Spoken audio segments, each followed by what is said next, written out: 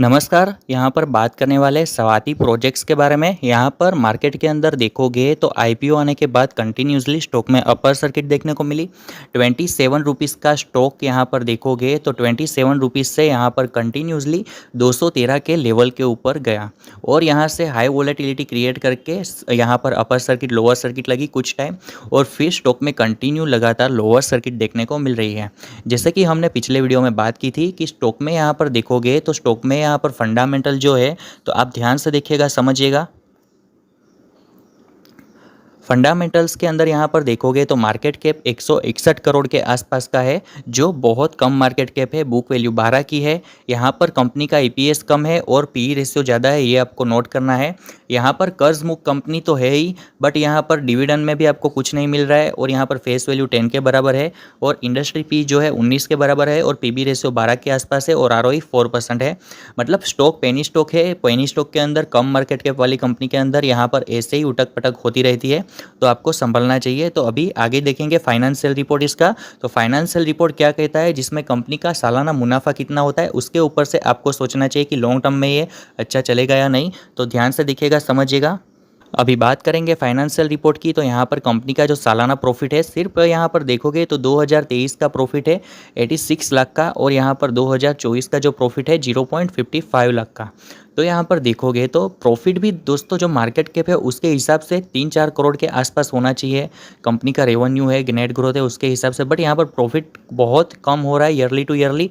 और quarterly to quarterly देखोगे तो यहाँ पर देखोगे तो जून के क्वार्टर में 2023 के अंदर 6 लाख का प्रॉफिट हुआ था, फिर यहाँ पर 23 लाख का, 29 लाख का और 2024 के अंदर यहाँ पर प्रॉफिट हुआ है।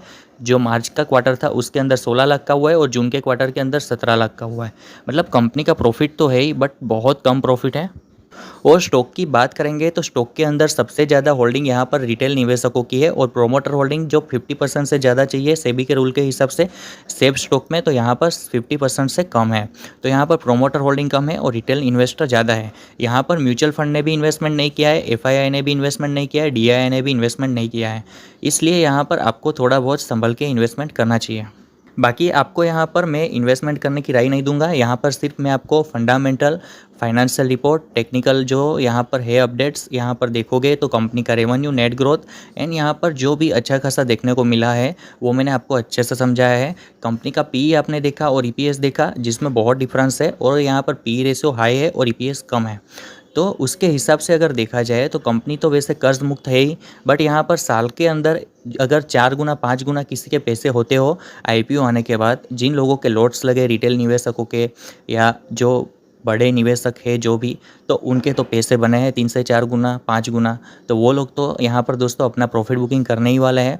इसीलिए ऐसे स्टॉक से फ़िलहाल दूर रहना चाहिए, क्योंकि दोस्तों यहाँ पर ये कंपनी जब तक यहाँ पर मल्टीप्लेयर नहीं बनती है, 2-3 हज़ार करोड़ के आसपास मार्केट कैप नहीं पहुँचता है, तो यहाँ पर इन्वेस्टमेंट करना मना है। बाकी आपको रिस्क लेके अपने एक्सपर्ट की राय लेके यहाँ पर इन्वेस्टमेंट करना है तो आप कर सकते हो। और शेयर मार्केट की लेटेस्ट एंड इंपॉर्टेंट जानकारी के लिए चैनल को सब्सक्राइब कर सकते हो। हमारे साथ बने रहिए, सीखते रहिए। जय हिंद।